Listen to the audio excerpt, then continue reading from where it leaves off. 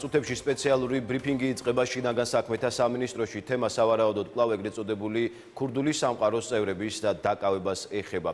უწყების განცხადებას ჩვენ პირდაპირ ეთერში გთავაზობთ.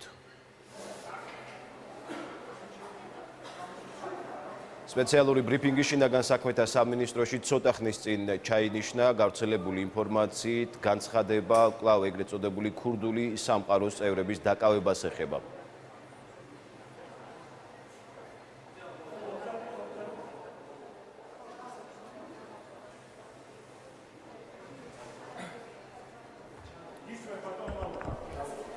მოგესალმებით და გაცნობებთ, რომ საქართველოს შინაგან საქმეთა სამინისტრომ ევროპოლთან დაწყებული ეფექტიანი თანამშრომლობის შედეგად კიდევ ერთი წარმატებული სპეცოპერაცია განახორციელა.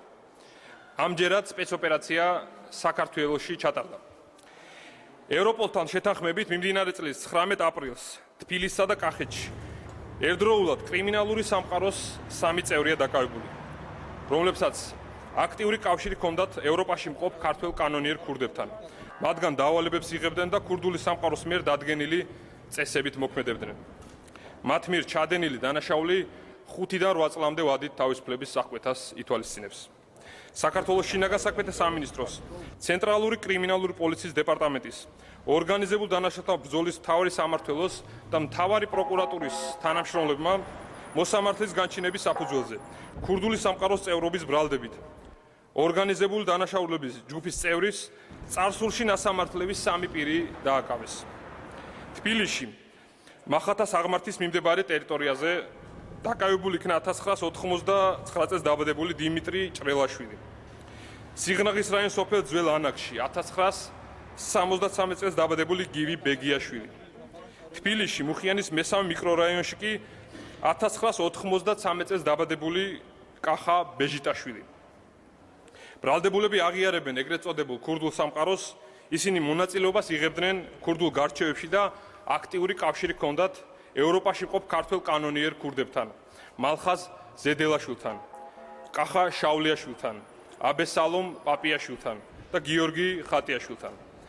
გამოძიებამ დაადგინა, რომ ჯგუფის 3-ვე წევრმა ერთ-ერთ მოქალაქეს ქურდული გარჩევა მოუწყეს, რა დროსაც ოჯახის წევრებისა და ქონების განადგურების მუხარით 60,000 ლარის გადახდა მოთხოვეს.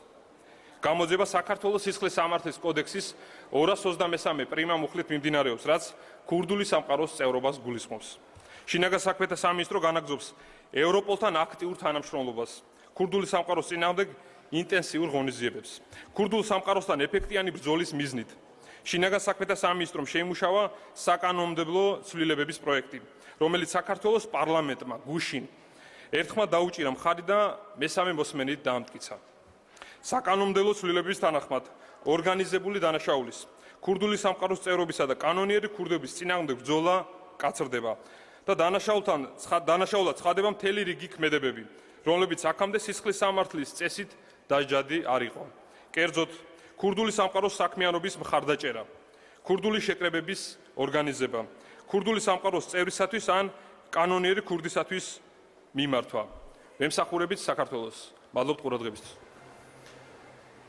ეს იყო პირდაპირ ჩართვა შინაგან საქმეთა სამინისტროდან. უწყების ინფორმაციით ინტერპოლთან თანამშრომლობით მიმდინარე გამოძიების ფარგლებში საქართველოში ერთდროულად თბილისსა და კახეთში ჩატარდა სპეცოპერაცია ეგრეთ წოდებული ქურდული სამყაროს წევრობის ბრალდებით დაკავებულია 3 მოქალაქე.